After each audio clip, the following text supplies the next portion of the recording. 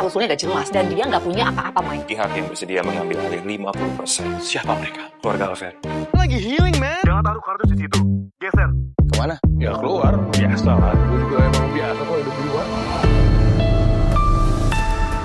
Mohan siap menjemput Devon ke markasnya Rama. Masalahnya begitu Mohan mau keluar rumah, Albert dan beberapa penjaga udah berdiri depan pintu seolah siap menghalangi langkahnya.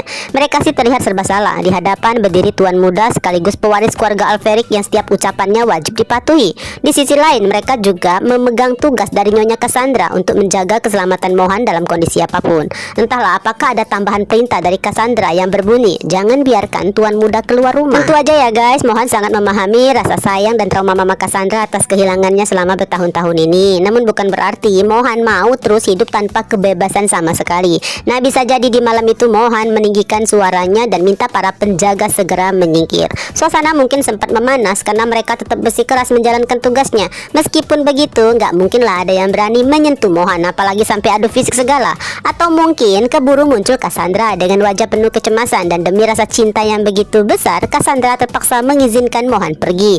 Tapi beberapa penjaga harus ikut mengawal sepanjang perjalanan. Oke, beralih dulu ke Devon yang berhasil meyakinkan Rama kalau sosok Casarius yang paling berbahaya di rumah Alferic udah disingkirkan. Namun Devon juga harus menjelaskan kenapa Maria menerima bayaran hingga 2 miliar rupiah untuk bekerja di rumah itu. Selama ini kan Maria memang terkadang menjadi agen yang diminta ini itu oleh setiap orang dan paling sering justru menjadi mata-matanya bagi Excel, sosok yang paling memastikan keamanan semua orang yang bekerja di bawah perintahnya. Devon juga menjelaskan kalau sekarang ini keluarga Casarius seolah sudah nggak memiliki tempat lagi untuk berlindung di bawah nama besar keluarga Alferic. Di sini suara Devon terdengar cukup menyedihkan, seolah inilah alasan kenapa Devon memilih memulai hidup baru untuk menebus semua perbuatannya di masa silam dengan tanpa embel-embel nama belakang keluarga.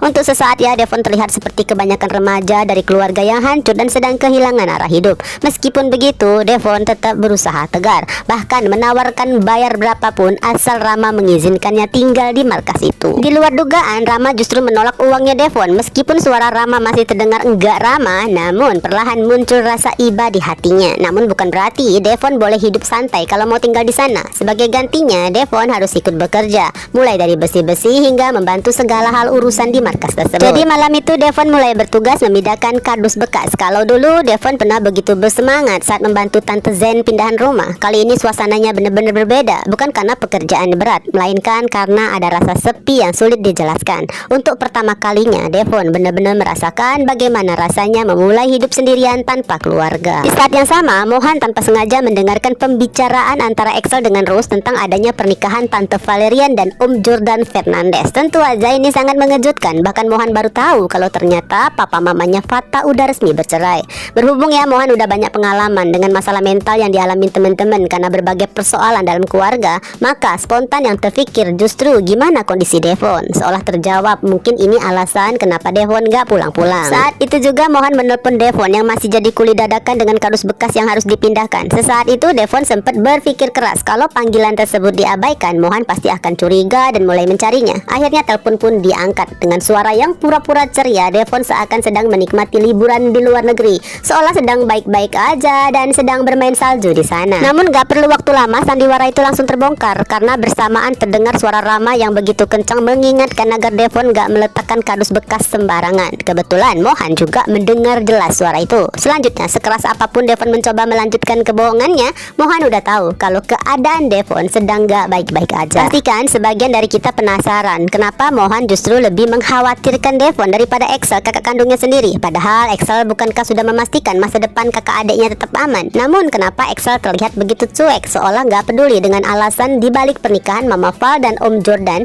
ataupun nasib saudara-saudaranya? Jawabannya karena Excel sadar mereka semua udah dewasa. Mungkin inilah saatnya mereka akhirnya benar-benar bebas memilih jalan hidup yang diinginkan. Karena bertahun-tahun mereka hidup di bawah ancaman, ketakutan, dan bayang-bayang Oma Dominic. Jadi bagi Excel yang paling penting sekarang adalah keluarganya tetap aman, nggak ikut menerima hukuman atas semua yang selama ini mereka lakukan karena terpaksa berada di bawah perintah sang Oma. Jadi kalaupun diantara mereka Mama Valerian, Matthew, dan juga Devon terus dihantui rasa bersalah dan mungkin terus ketakutan itu adalah konsekuensi yang nggak bisa dihindari begitu aja. Justru akan terasa aneh dong kalau mereka langsung hidup santai tanpa beban sedikit pun. Lagi pula EXO pun sangat sadar diri ya posisinya, nggak punya hak untuk memaksa keluarganya terus tinggal di rumah Alferik. Kalaupun suatu hari mereka akan kembali ke sana, biarlah itu terjadi dengan cara yang seharusnya. Biarlah keluarga Alferik sendiri yang selama ini telah menjadi korban untuk memutuskan apakah benar-benar telah memaafkan mereka, menerima mereka kembali. Dan akhirnya malam itu Mohan yang pertama melakukannya, karena emang di hati Mohan bisa merasakan ketulusan perubahan sikap Devon. Lagi pula Mohan udah terbiasa guys dengan yang tadinya musuh malah jadi sahabatan. Dan sekarang Mohan siap menjemput Devon ke markasnya Rama untuk ikut pulang bersama sebagai bagian dari keluarga.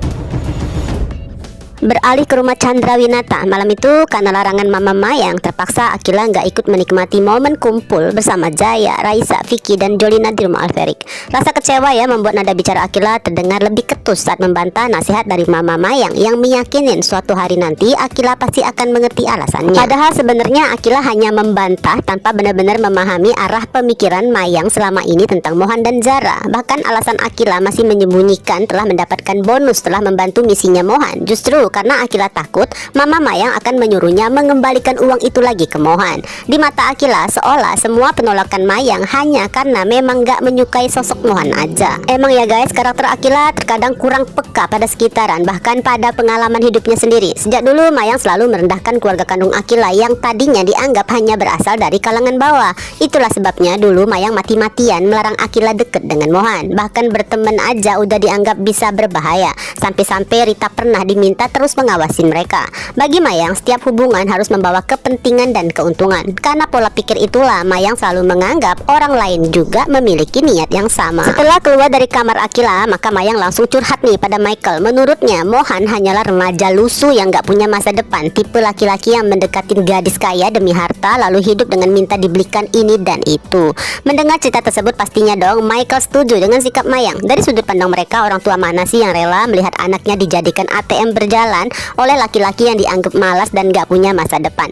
Mereka sama sekali gak sadar kalau penilaian itu hanya dibangun dari penampilan luarnya Mohan. Keesokan harinya, Michael dan Mayang bertemu dengan Harry untuk membahas jalan keluar dari krisis yang sedang menimpa dua perusahaan Chandrawinata. Jadi Harry menjelaskan bahwa keluarga Alferik bersedia mengambil alih 50% saham sekaligus menggelontorkan suntikan dana dalam jumlah sangat besar. Tentu aja Michael dan Mayang gak pernah menyangka keluarga sebesar Alferik memiliki hubungan emosional sedalam itu dengan Harry hingga rela memberikan bantuan sebesar tersebut demi menyelamatkan perusahaan yang sedang berada di ambang kebangkrutan. Lucunya ya, mereka justru lebih sibuk mengucapkan makasih pada keluarga Alferik daripada menyadari kalau semua bantuan itu sebenarnya datang melalui perjuangan Harry. Mungkin inilah guys salah satu alasan kenapa Harry belum mau mengungkapkan identitas aslinya Mohan dan Zara sebagai bagian dari keluarga Alferik. Bukan karena ingin menyembunyikan, melainkan karena Harry sudah cukup memahami karakternya Mayang yang selalu memandang orang dari nama besar, status sosial, dan kekayaan. Meskipun Harry udah berkali-kali membantu keluarga Chandrawinata, namun Harry sangat paham sedikit aja ada kesempatan maka Mayang bisa dengan mudah mencari calon menantu lain yang menurutnya lebih bergengsi. Lalu gimana kalau suatu hari nanti Mayang mengetahui siapa sebenarnya Mohan dan Zara? Bisa aja kan nantinya Mayang akan mulai membujuk Akila agar kembali mendekati Mohan. Bahkan bisa aja memanfaatkan persahabatan Akila dengan Zara demi terus minta bantuan pada keluarga Alferik tanpa henti. Semua kemungkinan itu tentu sudah masuk dalam pertimbangan Harry yang memang sering berpikir beberapa langkah lebih jauh dibandingkan orang lain.